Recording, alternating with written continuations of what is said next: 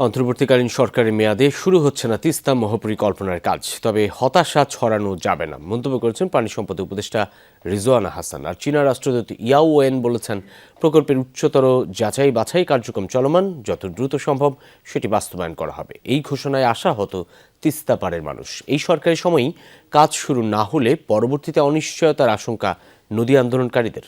Rainbow allrounder exterior pay বাড়ির বাহিরের দেয়ালের সুরক্ষা নিয়ে থাকুন নিশ্চিন্ত, সাথে পাচ্ছেন 10 বছরের ওয়ারেন্টি। তিস্তা মহাপরিকল্পনা প্রকল্প বাস্তবায়নের অংশ হিসেবে অববাহিকা পরিদর্শনে পানি সম্পদ উপদেষ্টা সৈয়দা রিজওয়ানা হাসান ও চীনা রাষ্ট্রদূত ইয়াও ওয়েন সোমবার সকালে তারা রংপুরের কাউনিয়ায় তিস্তা সড়ক সেতু পয়েন্টে আসেন। সেখানে পানি উন্নয়ন বোর্ডের কর্মকর্তারা বর্তমান তিস্তার অবস্থা সম্পর্কে অবহিত করেন তাদের। পরে তারা রেলওয়ে সেতু পয়েন্ট থেকে একটি স্পিডবোটে নদীর বিভিন্ন অংশ ঘুরে দেখেন।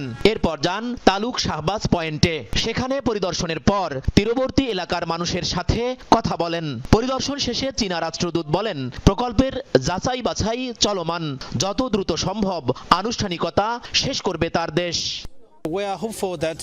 দ্রুত সময়ের মধ্যে সব ধরনের পর্যবেক্ষণ শেষে কাজ শুরু করতে পারবো বলে আমরা আশাবাদী। আমরা প্রকল্পটি যাচাই বাছাই করছি, একটি টেকসই সমাধান খুঁজছি। প্রকল্প বাস্তবায়নে সব ধরনের সহায়তা আমরা দিয়ে যাচ্ছি।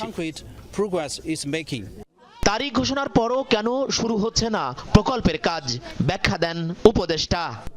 এটা যাচাই বাছাই প্রক্রিয়াটা শেষ না হওয়া পর্যন্ত এটা শুরু করা যাচ্ছে না, কিন্তু কোনোভাবেই হতাশা ছড়ানো যাবে না, কারণ উনি এই প্রকল্পটা করার ব্যাপারে চীন সরকার, বাংলাদেশ সরকার উভয়ই প্রতিশ্রুতিবদ্ধ। উপদেষ্টা ও রাষ্ট্রদূতের এই বক্তব্যে আশাহত তিস্তা পাড়ের মানুষ। এখন তিস্তা তো ভাঙ্গন বন্ধ কিন্তু থামে না।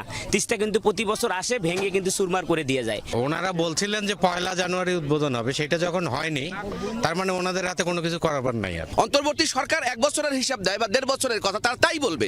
তারা তো আর 16 বছরের দায়িত্ব নেবে না, 54 বছরের দায়িত্ব নেবে না। এই সরকারের উচিত উদ্বোধনটা করে দেওয়া, আর ঋণ প্রক্রিয়া যেগুলো আছে সেগুলো আপনি পাঠান, পরে নির্বাচিত সরকার আসে যদি না করে আমরা দেখব।